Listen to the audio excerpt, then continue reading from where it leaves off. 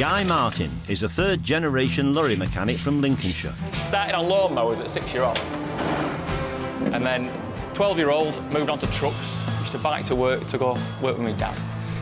Could not get to work fast enough. I'm still the same now, I think. He's also a world-famous motorcycle racer who loves the dangers of competing on the roads. As a mechanic, trick as you like. He's fascinated by the era when British workers and extraordinary feats of engineering made this country great. The Industrial Revolution. That's when we was like the leaders in the world, wasn't it? Bar no one, really. We was the boys, weren't we? So, in this series, he's going to find out how we did it by getting stuck into 6 major restoration projects around the UK. He'll have to work like the grafters of the past. It was the normal thing to be doing 12, 14, 15-hour days, that sort of thing. And I think, yeah, that's all right. There's nothing wrong with that. He'll follow in their footsteps to learn about their way of life and the dangers they faced. Some heat off that! Day in, day out, thought we're getting killed. Risky business. We've got it cushy now, haven't we? If it wasn't for those boys, what, 150 odd years ago, we wouldn't be in the position that we're in now. We can't forget what those boys did, can we? This is how Britain worked.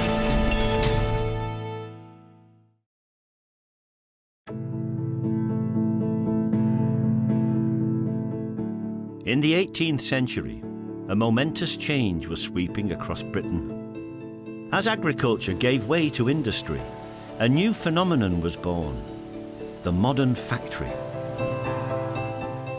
What we was then, I suppose, really, was the workshop of the world. And can we say that now? No, I don't think we can. In time, factories would be powered by coal and steam, but the earliest factories were water mills. Guy's project this time is to restore one of the country's finest, a sawmill in Wensleydale, Yorkshire. Once it's fixed, he'll use it to build one of the Industrial Revolution's less celebrated achievements, and something very close to this bike racer's heart: the first pedal-powered bicycle. Oh boy! Whoa. Can he go any faster? Gale Mill was recently saved from property developers by a team of local volunteers who want to use it to make and sell wooden products again. But the brilliant Victorian invention that powers its machines, thought to be the only working water turbine of its kind left in existence, needs repairing. Just give it a wiggle. As Guy works with the restoration team, he'll learn what life was like for Victorian apprentices. He'll not be much more than 12-year-old, would he? Hey? He'll test the machines that change workers' lives. And he'll find out why the smooth running of Britain's production lines once relied on a rather surprising ingredient: dog poo. We had to cover it.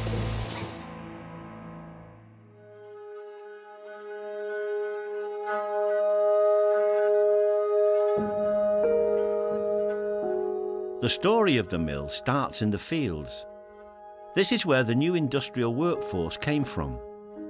In the 18th century, families who'd worked the land for generations suddenly came face to face with strange new machines.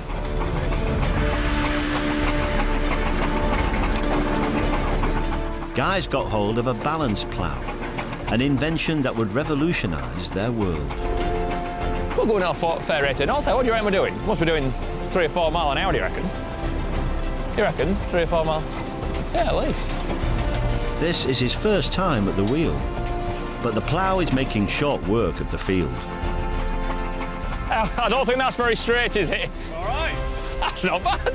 Not bad. It's not bad. The balance plough was pulled to and fro across a field by a pair of steam traction engines with a combined power of 160 horses. Labourers simply couldn't compete. But he's working 20 times faster than a bloke would with a, you know, like a Shire horse and a plough behind it. You know, they'd only do 1 furrow. 1 furrow, we're doing 4 furrows here. No, we're doing it 20 times faster. Manual skills built up over generations were suddenly rendered worthless. But that was the problem. Yeah, put a lot of people out of work.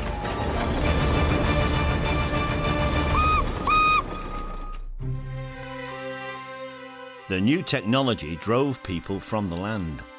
But at the same time, it created new jobs elsewhere, and agricultural workers made their way to places like Gale Mill. It was built in 1784 as a cotton mill, just as the textile industry was taking off. Within 70 years, there were over 2,000 textile factories employing 1 million people, and Britain was the biggest producer of cloth in the world. That's what made the Industrial Revolution, is just hard work, and hard work was all done in the factories.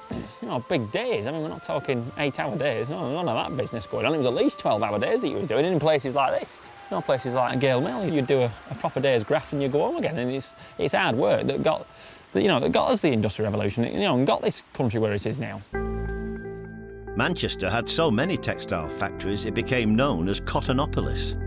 Gale Mill couldn't compete with such scale, and it was converted into a sawmill in 1879. For more than 200 years, local people had depended upon it for their livelihoods, but eventually it fell into disrepair. In 2004, it came close to being converted into modern apartments.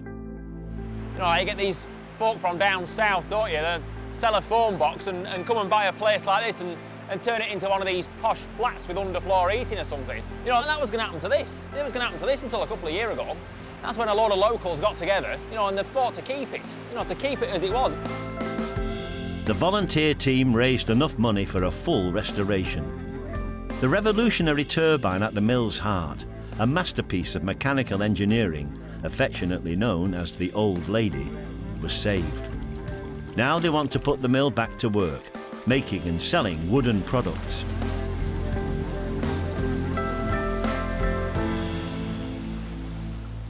But first, there's a problem they need to fix. The Old Lady leaks. It was losing 43 litres of water a second. I mean, that's a fair bit of water, isn't it? The turbine works on the same basic principle as its predecessor, the water wheel. A series of movable flaps called vanes direct water from the river outside onto a small wheel in the middle, called a runner. That turns a shaft, and via a series of drive belts, the shaft powers the machines upstairs. Right, come on. You see, planing bench there. There's the shaft down there. Up she goes. But the Old Lady has a neat trick. This is what's known as a double vortex turbine, meaning the water exits through two separate pipes.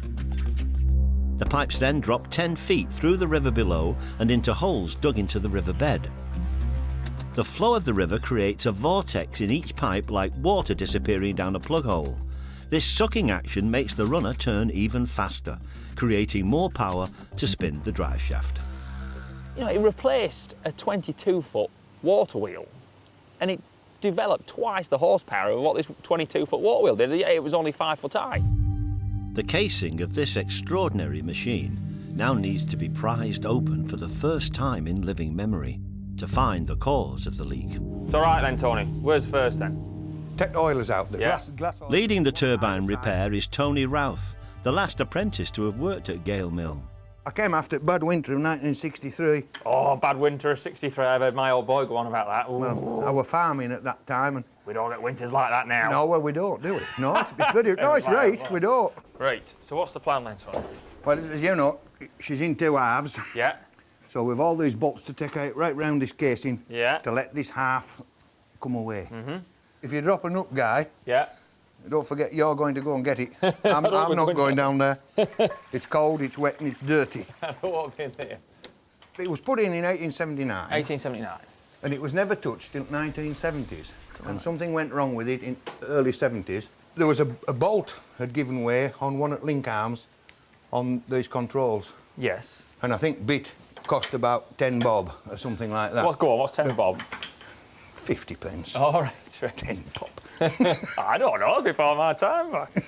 Eh? That's all it cost? Yeah. 100 years cost 10 bob to keep Yeah, going. to put it right. How's thou doing? Oh, we're getting there. I think we're halfway around. You're not. We're not? No, there's 25 bolts around this damn thing. Is it moving? That's all. You got it? Yeah. I put him over there now, get the road. Now I want a man with a bar in here. Go on. Will? Put the bar in there. Now then, Will. How's it going? Local farmer Will Lambert is chairman of the volunteer Gale Mill Trust. Oh. That's the bit of wood. What's he lost? That's the bit of wood. Bugger. You've got to go and get it. I know. All right. Yeah, I got it. All right, bye. All right, bye.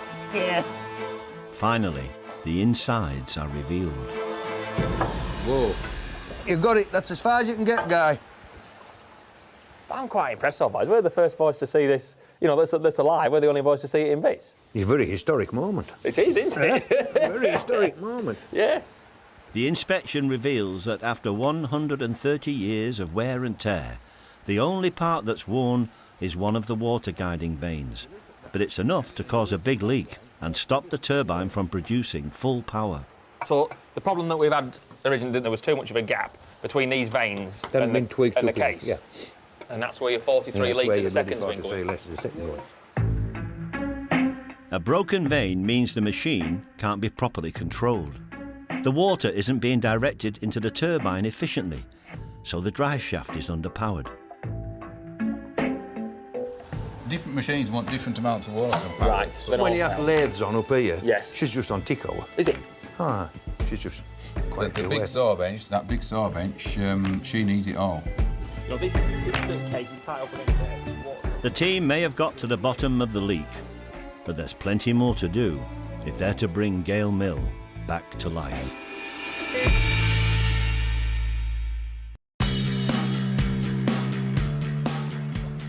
Gale Mill in Wensleydale, Yorkshire, is a water-powered sawmill. Guy Martin is helping a volunteer restoration team to get the mill back in business and manufacturing again. And when it's working, the first thing he wants to use it for is to make one of the Industrial Revolution's less celebrated inventions, a wooden bicycle.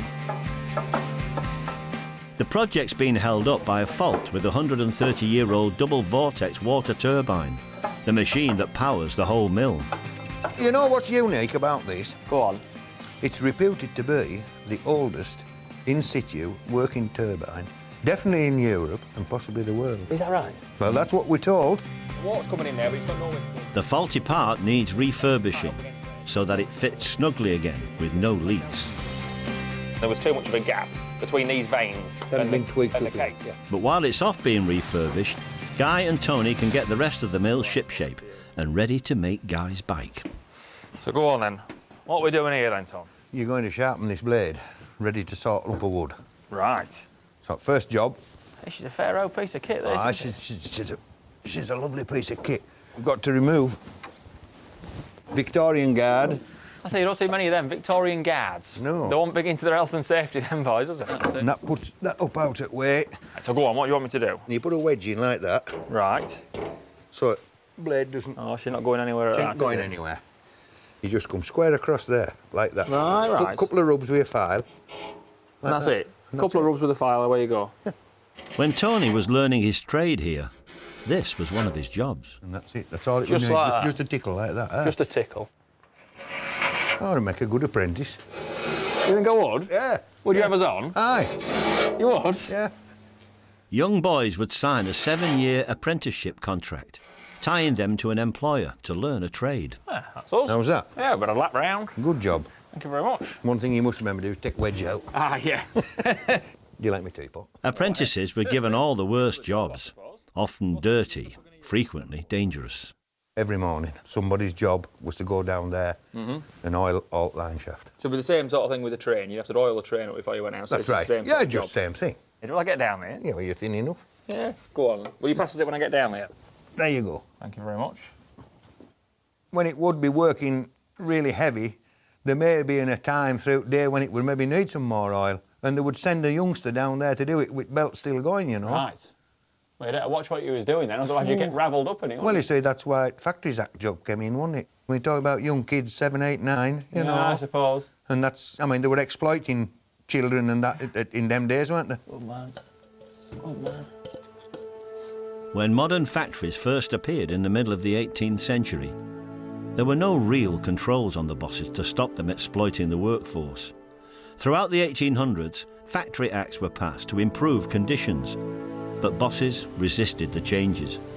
As late as 1901, Parliament passed legislation that still permitted the employment of 12-year-olds. The amount of folk in there, eh? You know, as good as it was, all this Industrial Revolution business, it wasn't all good news. It was all, you know, it was all about the bosses making the money, and they was doing that anyhow they wish, really, whether that was employing kids, you know, with all them flying cables and flying bits and bobs and moving pulleys and all that. Anything what he's fixing, had to get a kid in there, and a lot of the time, it ended in tears. You know, kids would be wrapped up in all the cogs and the sprockets and the pulleys, you know. Yeah, he'd say, he'd not be much more than 12-year-old, would he? Hey? And she's got her eye on 2 machines, she's keeping 2 going.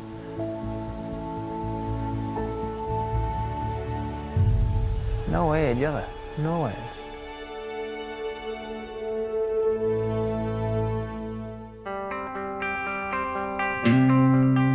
By modern standards, even Tony was a child labourer when he started his apprenticeship at Gale at the age of 16.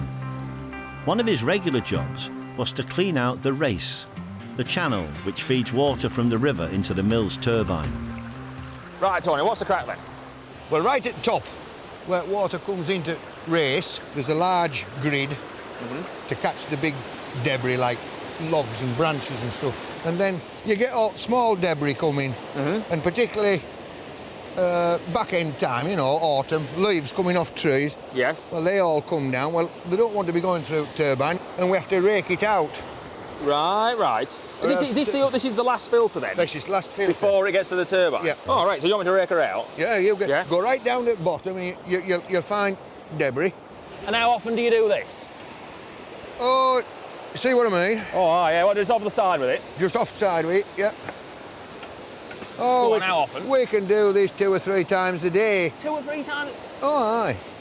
You soon got to know when it was filling up because turbine power went, you see, would start to... Right. Wasn't enough water going through. There were a lot of women and children worked at this mill because it was cheap labour. Yes. And in that bell tower up there, between them 2 chimneys, there used to be a bell. Right. And they used to ring bell, like you ring folk coming to church, they rang bell for people to go to work. Oh, did they? Yeah, mill bell, yeah. Don't tumble. I'll try not, Pike. I'll try not. With the mill coming along nicely, Guy needs to get going with the other half of his project, the wooden bike he's hoping to build. He's off to Drumlanrig Castle in Dumfries to do some essential research. And he's taking his old mate and cycling buddy Maeve with him. That's a machine. Look at that. There's a fair bit of work. It doesn't look very comfortable. Should we take her for a go? Should we have a go now? This is the Macmillan Velocipede. Relax. It may be a bit sedentary for someone more used to topping 190 miles an hour around the Isle of Man, but this is where the roots of mechanically powered bikes lie.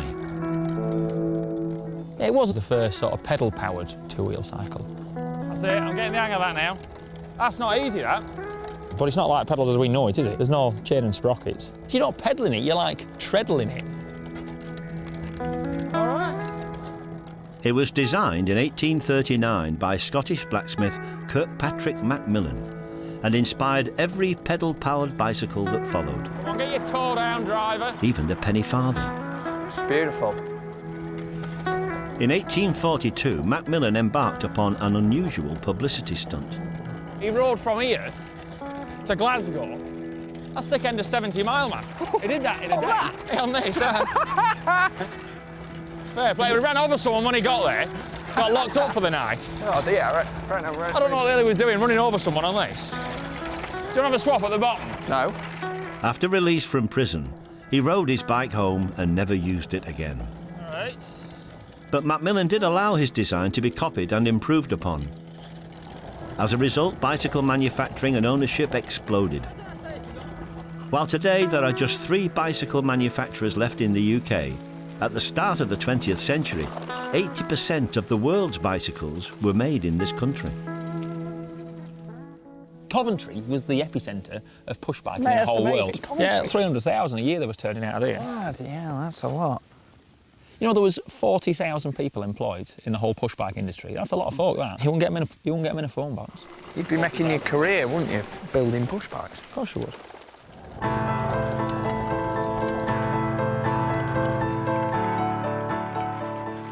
Oh, well, this cattle grid might be a bit interesting. I think speed's your friend.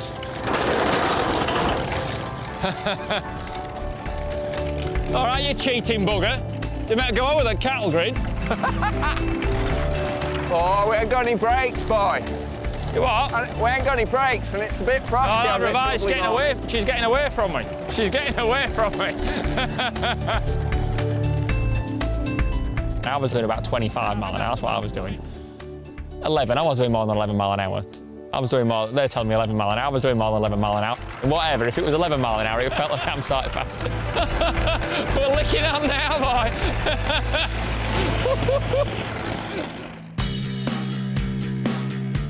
To make his own version of the Macmillan Velocipede, Guy's going to need some wood.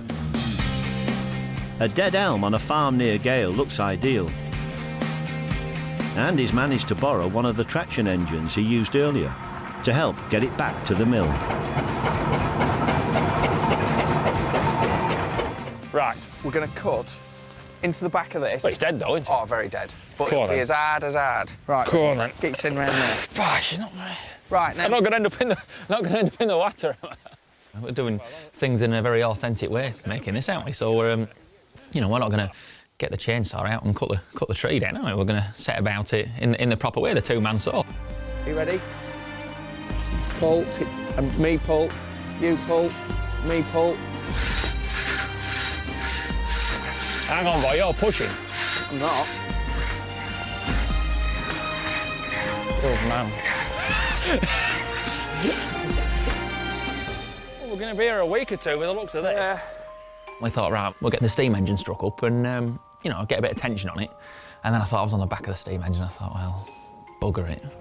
Should we give it a handful? Should we give it a handful? Go on. Machines save time and toil in every industry. Go back. Work that had previously taken days could now be done in minutes. We ended up pulling half a bloody Wensleydale with it. You know, pulled all the river bank and everything with it. It never broke on the saw cut, but it wasn't a waste of time. We learnt of it. Right, get ready to stop, get ready to stop. OK, stop her there.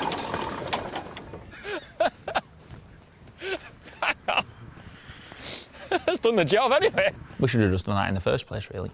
Too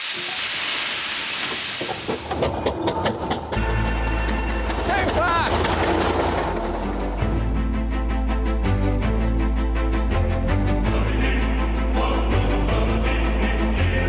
It takes 2 to drive a traction engine. Maeve steers while Guy feeds the firebox and works the throttle lever. There's 4,000 steam engines in the country, but this one, the agricultural one we was on today, was made in Leeds in 1875. All right. Yeah. There's no brakes, there's no clutch pedal and throttle pedal, not really. And then the steering wheel's the opposite way around. To go left, you turn right, and to turn right, you turn left. Did I say that? Did I say that right? To go left, you turn right, and to turn right, you go left. You turn left. Yeah, it's a right complicated thing. By the 1890s, the traction engine had been developed into different types of vehicle, revolutionising the work of thousands. Farmers, hauliers and road builders all benefited from the new mobile steam power. That'd have been graft, that, wouldn't it? Working on them things all day. Like this morning, I wanted to get up and I want to go to work. I just get in my tranny and put in the key and turn it, and away we go. But them boys, they had to be up at 5, you know, to get the fire going and neat it up gradually. Then you go out grafting all day, all the hours that was light, and Really, what all the mucking out to do at the end of the day, it'd have been proper graft. No, I bet we was doing 6 mile an hour. Hey, that's fair going now. I wouldn't want it to go much faster. Not really. It'd have taken some stopping. Steady! I'm gonna get the overtime in, I might even fancy one. I don't know. Sure, go on. I'm all right here. Oh, you all right? With the tree trunk delivered back to the mill, Guy's got his raw material. Some weight in there. But there's a lot more work to be done before this can be turned into a bicycle.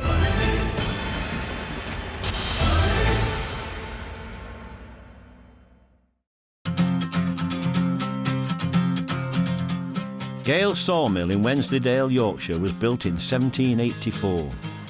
It was recently saved from property developers and is undergoing a complete restoration by a team of local volunteers who want to use it to make and sell wooden products again. Guy wants to use it to make a wooden bicycle. But first he needs to learn a much older pre-industrial skill to make a vital part of that bike, its wheels. Wheelwright Greg Rowland will show Guy how it's done. So you do know your onions then when it comes to wheels? We hold the royal appointment in the position of wheelwrights, so we look after the royal collection of carriages. By heck. So no messing then, you know what you're doing. The first job? Shaping some spokes. Right, so you sit on the seat. The wheelwright, you know, the man that makes the wheels, or the wainwright. One of the oldest trades known to man. Not the oldest, one of the oldest trades known to man. You see how we're shaping up there with it? Yeah. These are ones that we've taken down already. And we're looking at that sort of shape, OK? All right. I've got some work to do there. So like I say, we don't want all the spoke on the floor. 14 spokes per wheel are shaped using a rounding plane. Drive it square, it'll make it easier for you. They then get hammered into the hub, or nave. Yep. And let him go.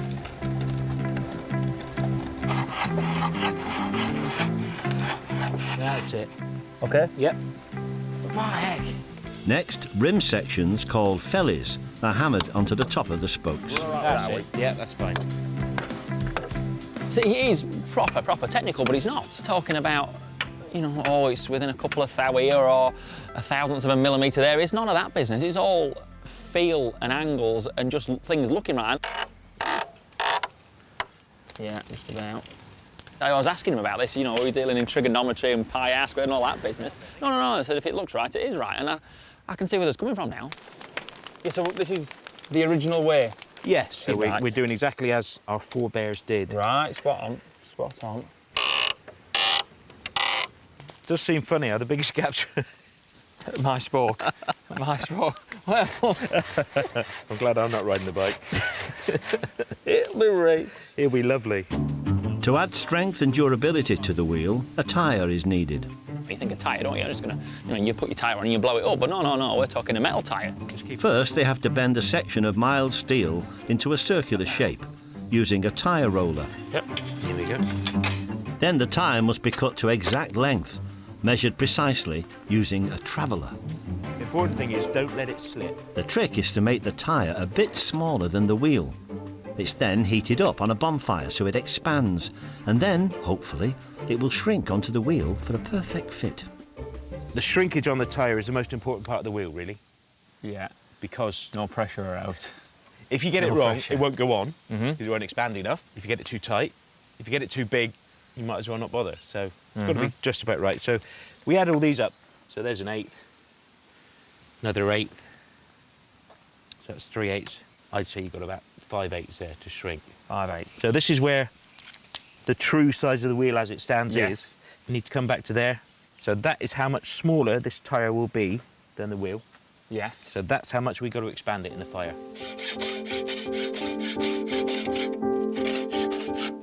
Brilliant. We dummied the tyre up to the wheel before we heated it up. So that just, look at that. And I'm thinking now, I've never done this before, so I'm thinking, doesn't matter however hot we're going to get that is never going to go on there in a month of Sundays. I mean, it must have been a good inch out. It was an inch short of going on the wheel. I thought, how can it ever expand that much? So what we're going to do, put her on the fire Yep. and give her a whirl. How long do you reckon for? I reckon you need 5 minutes or so. You think that'll start glowing? It won't glow. We don't want it to glow. We don't want it too hot because when you pick it up, it will bend.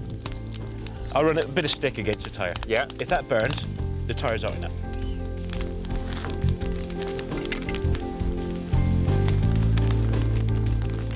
Nobody's sure if the tyre will fit. Now you've got to sort that out en route. That's it. With the wheel clamped to the tyring platform, the tyre needs to be hammered into place quickly before it starts to shrink. Put your lever him over. He's gone. Yeah. And now we can water him up. Water him. Tap there. Look, he's a bit high here. Finally, the fitted tyre is quenched, so it doesn't burn the wooden wheel. And there's all this creaking and groaning going on, you know, as the wheel talking to you, you know, as the tyre's shrinking onto the wheel, and it's, you know, it's bringing all them joints, all them 40-odd joints into place. Spot on. There's your Spot front on. bike wheel. Spot on. That ain't going to fall off in a breeze, is it? No. Hey? No. Well, I think that's not coming off that. Just, yeah, it does. There's no looseness there. No, no, no. And Proper job. I just think it's brilliant. And it's a proper trade, that, ain't it? A proper craftsman, I'd say. you hear that You sound? feel it sort of, That's yeah. tight. That's a tight wheel. Ready to go. What a job. This method of making wheels changed little for 4,000 years. But as technological advancements allowed lighter, stronger metal wheels to be mass-produced, wheel making moved from being an artisan's craft to a factory process. The wooden wheel was consigned to history, along with the ancient craft of wheel writing.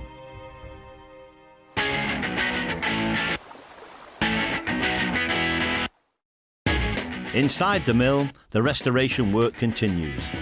Next, the drive belts connecting the machinery to the main drive shaft need attention. Right then, Tom. Aye, open her up. What's the plan here? What's the plan? Well, you see we've got a bit of slack on belt. This belt has been stretched and needs to be cut back down to make it fit. Yeah, there we are. Just pull that. Pull that join pin out there. Pull that pin out and don't Yeah. lose it. Straight out. Don't loss it. That's it. Don't loss it. I'm learning. Now with Stanley knife, just cut that bit of belt off. Those. There Got she it? is, yep. Now you want a piece of that. Yeah. You just want to get each of them prongs set off into belting. All right. Yeah, just How do give you them all find a it? tap. Just don't go man brush. Hit it square on. I think they want glasses. Now get them all set off into it, guy. Well, that ain't going to come out there anymore, is it? Right. Right, so we're ready. Are we ready for on? Thread that back over, but make sure we go under that wood. We'll join it and then we'll run it back onto the pulley, you see. Yeah. Into there, see, like that. Just like that. Just like that. And now you'll have to wind the whole pulley round, guy. That's the idea. It's like putting my push-back chain on. Now, you see, we've taken all that out, just we're taking that bit out. Oh, right, you're going to play a tune on that. Grand, Hey? isn't it? Grand, eh? We're getting everything ready now to be able to go and make this bike. With a bit of luck. Originally, all the drive belts at Gale Mill would have been leather. That's a leather belt. What's Rough. that there? That's not cable ties, is it? No, it's that's leather. Wings, as we call them up here. Leather what? Wings. Wangs. Wings. Or wings. Wings. Wings. Leather wangs. Wings. This leather belt may seem innocuous enough, but making it was one of the grimmest jobs of the Industrial Revolution. The men and women who did it were publicly shunned, but if the work was good enough for them, it's good enough for Guy. There we go. That's a bit of cow. That's a bit of cow. Cow skin, but it's not leather yet. To get from that form to leather takes a bit of mucking about, really, and this is the Victorians realise this. The workers who converted animal hides into leather were called tanners, and their art relied on one principal ingredient: dog poo. To find out what tanning was like, guys fetched a bucketful of the stuff from the local kennels. Yeah, they needed to use something quite acidic to alter the chemical makeup of the cowhide to be able to turn it into leather and to keep it supple and to, anyway, to stop it from rotting, really. Oh, sorry, we dropped a bit. Sorry. Look at that. That stinks. My hands are covered in it. I'm going to put a bit of water in, just try and make the chemical reaction a little bit faster with the what was it? Is it like the protein enzymes of the dog poo is what sets. Oh yeah, look at that! What a lovely texture. So you're all stepping back now, aren't you? You're all stepping back. Now this is coming on a treat. Oh yes. You know, because they only had material gloves before the days of rubber, they just use the bare hands. But other than that, they go and mash it up with their own bare feet. You know, it's a mucky job, isn't it? But this is proper Victorian graft, this. She's coming on. Watch the splashing. Watch the splashing. I think we've proved that we can see why tanners only married tanners. I think that's right, really, isn't it?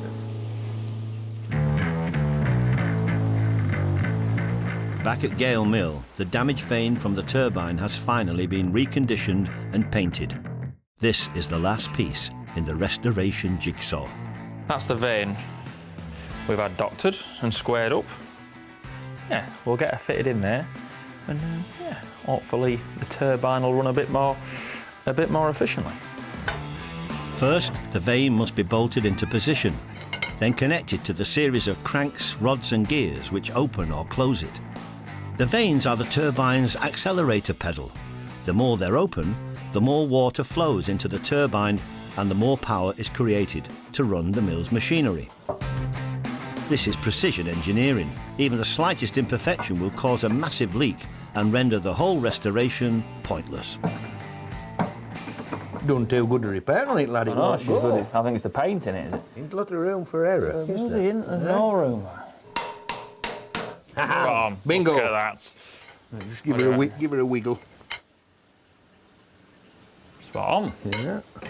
She's not far away at that, is she? Like a new one. Now they must fix the two sides of the turbine's casing back together, using a sealant to replace the original lead gasket, and then make sure it's fully watertight.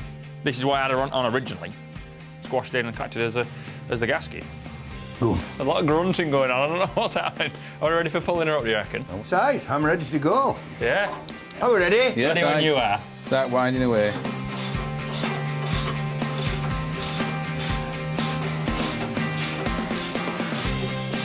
Won't it be a you good if you spurts water out all over? Ye who have little faith. So we've stripped her down, we've cleaned her out, found a few problems, but no, there was nothing that was, I mean, the thing's 130-odd-year-old, but there was nothing that was completely shot in it, not really. I mean, we just had to tweak a few things, alter a few clearances, a bit of a coat of paint, and that's all we've done in 130-odd years. But yeah, everything's looking hunky-dory, really. It's looking like a new one, isn't it? Look how free that turns, eh? Look at that. All that remains is to find out if the restored double Vortex turbine can provide enough power for Guy to finish off his wooden bike.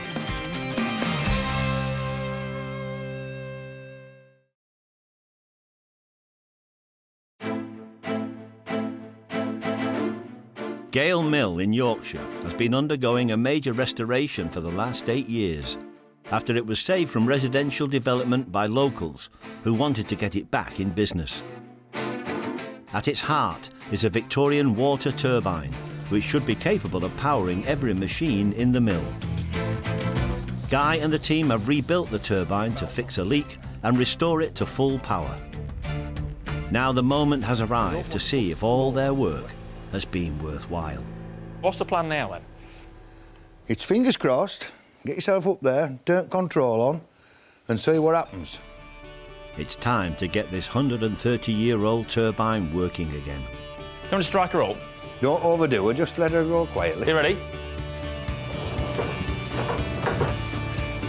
I'll give her some throttle then, so. As Guy opens the control wheel, the turbine bursts into life and sends power spinning right throughout the mill. But it works. It works. It would only do it. I didn't know what to expect. You know, I did not know what to expect, and yeah, started putting a bit of water through. I could not believe it. Stand back. Just turn it down a bit. We're in top gear. We're in top gear. Hellfire. It's not on a bloody motorbike. How about that, eh? Bloody hell. There's no noise. No. Instant, innit? Can we have a flat out? You'll make a rattle a bit if Will I? Do we not want it flat out? Give it a bit more then, but don't just go berserk. Just, that's a bit more water going in. That's your power. Listen that. Bloody hell, that's licking on, isn't it? I'll dack her down a bit. That is But a other than job, that, ain't that's it? brilliant. That's incredible. Eh? I can't believe that. That's a Rolls Royce. That is a Rolls That's a Rolls Royce. Have a look down here, and the rate of the water's flowing down there. Can you see it? There, see. You see, and that's why you don't hear any noise, because it's discharging itself underwater. Under the water, yeah. Spot on. Spot on. Spot on. You're happy. I'm happy. I'm really happy. Now the mill is working properly again. And Guy wants its first product to be his wooden bicycle. The whole idea of getting the water turbine up and running was to cut this tree to bits to be able to make this push bike, and that's what we did. Guy's mate Maeve is a carpenter by trade, so he's come to lend a hand with the bicycle build. First, Guy gets the turbine spinning fast enough to power the large circular saw. Some more. They're using this saw to square off their tree trunk, from which they'll then cut the velocipede's main frame. You're about there. Happy? Yeah, that's to do. Right. Next, Maeve gently starts the cut by winding the trunk onto the blade by hand. Right, back him off. Then Guy engages the gearing system, which uses the power of the turbine to drag the trunk right across the blade. Oh, I want to get in the way of that. After repeating the process to square off 2 more sides, they mark the outline of the frame with a paper template. Right, Guy, here's your pattern, dude. Yeah. And we need you to scribble around that. Try not to move your pattern. Yeah. Then the elm can be hauled upstairs for finishing. There's a bit of weight in that. Oh, aye. Should put sweat on your brow. Local farmer Will, who earlier helped Guy and Tony open the turbine's casing, joins them to help cut the bike's frame from the trunk. Tony engages another drive belt to power the bandsaw. Keep waist side of the line. Try to move it smoothly and not jerk. Yeah. Watch that. Guy carefully follows the pattern. Yeah. What's this though? Latch? What's latch? Elm. Elm. Is that what you call? Very nice piece of wood. Latch actually, comes that. from an elm tree. Does it? The elm comes from elm trees. It's a secret. So what are you calling latch then? Latch comes from a larch tree. So what's this then? Elm. This is elm. Well, why was you on about latch then? While Maeve applies his woodworking skills to finish the bike's frame, Will helps Guy shape a pair of wooden hand grips on the lathe. The trick is to try and make them exactly the same. What do you reckon? Not a million miles out of it. With the hand grips and the frame finished, the bike can be assembled. The only change to Macmillan's original design is a more comfortable seat. Although even this is made to a Victorian design. We haven't shortchanged the ends anyway. No, we've kept everything dead original in the way that we've made the wheels, the way we've cut the wood, all on the bandsaws, all using the turbine-driven woodworking machines. Oh, I think it's great. The big bit of pedals to the front. One final thing to fit. I know. Look at that, smiling as well. That just finishes it off. 170 years after Kirkpatrick Macmillan devised the first pedal-powered bike, the machines of Gale Sawmill have produced a new one. It's not a million miles away, that, is it? Tell you what, that's brilliant. Can be hard work around these Yorkshire hills, though, isn't it? We'll be all right. We'll be all right going down them. Right. In that case, let's go find Ale. Good man. But Guy, being Guy, his very first test drive isn't going to be a gentle pootle down a country lane. Oh no. To test this bike, he chose a very big hill, a dangerous hill, with corners, walls, all the things that you just don't want when you're on a velocipede.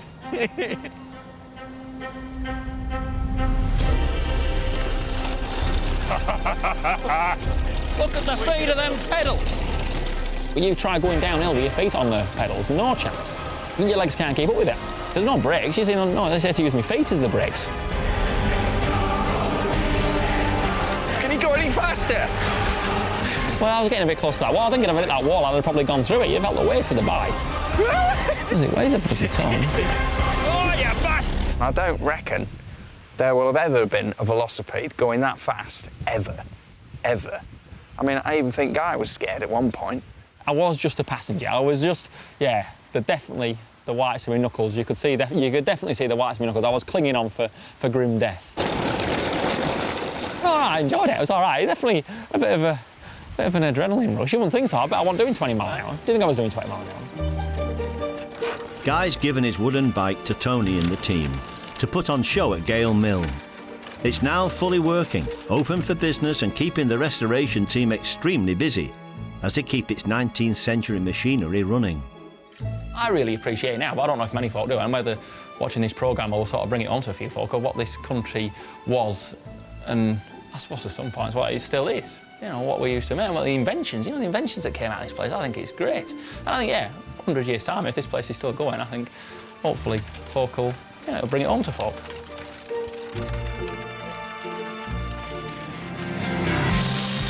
Next time, Guy helps to bring one of Britain's last great Victorian seaside resorts back to life.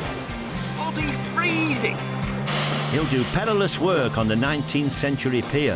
Got a few boulder burns, and my nipple's going to be in a fair old state, I think. Save the country's sole surviving cable-hauled tram. And even play a more or less musical part at the grand opening of the season. Not yet. Oh, the pressure. The pressure.